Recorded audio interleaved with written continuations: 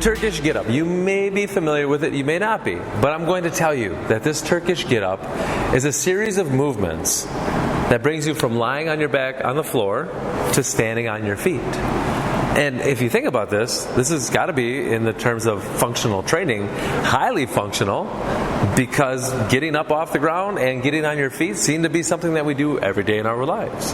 And the Turkish get-up is only as good as the first step. And that first step we like to call, because we're so original in our naming here at Fitness Lying Down, ground to elbow. Because you are on the ground and you end up on your elbow.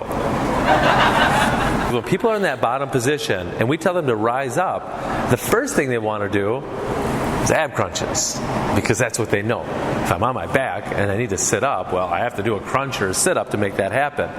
But this is where the Turkish get up and this ground to elbow movement is not a crunch, but it is what we call a sit-up get-up. Traditionally, kettlebells are the main implement for the Turkish get-up. Holding that kettlebell high over your head. And I'm not saying that that's a bad thing, because actually I like to do kettlebells with my Turkish get-ups. However, I do appreciate and enjoy using, drumroll please, the ultimate sandbag. I bet you didn't see that coming. And now there's a couple reasons why I enjoy using the ultimate sandbag for especially this ground to elbow. When I have that kettlebell in my hand, it's pretty easy for me to get a little bit of a swing and a little extra momentum.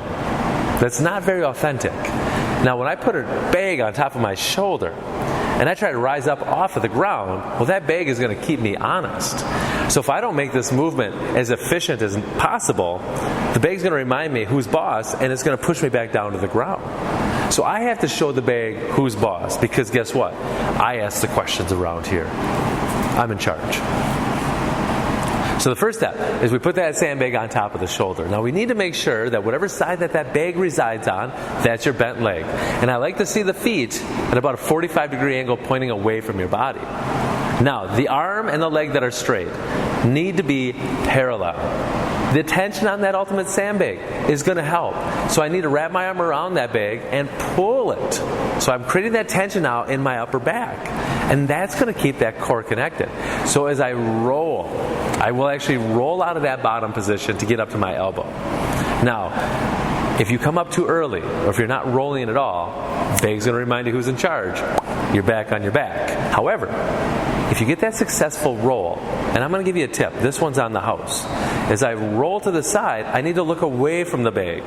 So as I get that roll, and as soon as that window's open, that window of opportunity, and I drive that ground down as I rise up to my elbow. Now, I can look up high to the sky, continually pulling the bag away from my body so I keep that connection. We don't want that bag to kiss our cheek. Okay, that's half the drill right there. Most people, they think they've done it, and they'll just collapse down and they'll break my floor. And I don't want to break my floor, okay? It's been a rough year. I don't have a lot of money on that. So what we need to do to save my floor, and maybe to save your back, is you will look away from the ultimate sandbag, and we need to make sure that as I'm rolling back in a position, those ears and those shoulders, they don't belong together. So we don't want to pinch the ear to the shoulder. We need to keep those things away. The only thing that belongs by your ears, not your shoulder, but your smile. So as you roll back down, under control, smoothly lay flat back on the ground, and guess what? You're ready to go again. And my favorite part about this is it answers that ab crunch question. Doing ab crunches? No.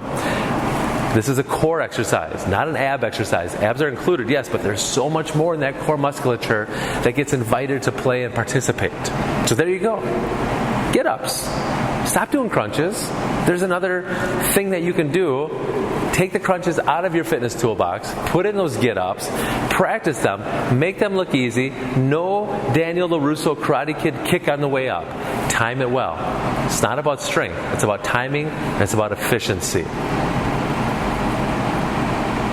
Man, that's a lot of knowledge right there. Dropping bombs, dropping bombs, dropping bombs. You're welcome. Bomb dropping, bomb dropping, bomb dropping.